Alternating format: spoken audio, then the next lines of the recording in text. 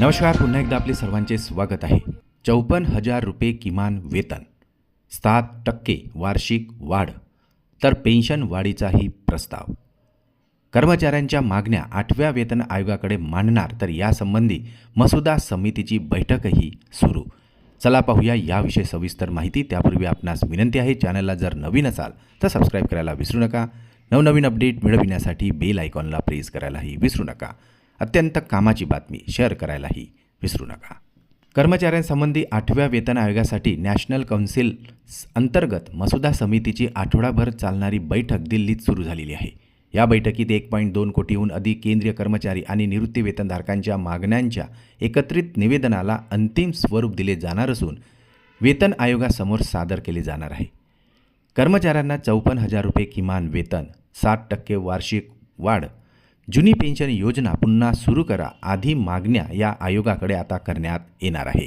आयोगाशी औपचारिक चर्चा सुरू होण्यापूर्वी कर्मचारी संघटनांनी सर्व मागण्यांचा मसुदा तयार करायचा आहे. आयोगाच्या टर्म ऑफ रेफरन्समध्ये काही महत्त्वाच्या मागण्यांचा उल्लेख नसल्यामुळे कर्मचारी आणि पेन्शनधारकांमध्ये नाराजी आहे.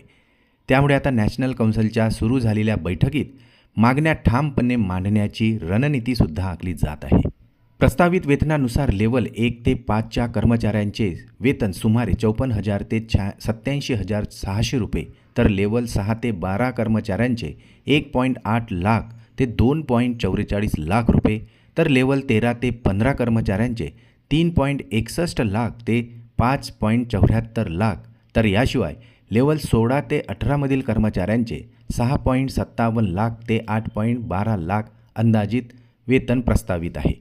सध्या कर्मचाऱ्यांना दरवर्षी 3% इन्क्रिमेंटसुद्धा मिळते, मात्र ते आता 7% करावे अशी मागणीसुद्धा केली जात आहे. तर काही संघटनांनी किमान 5% तरी वाढ करावी अशीही सूचना दिलेली आहे.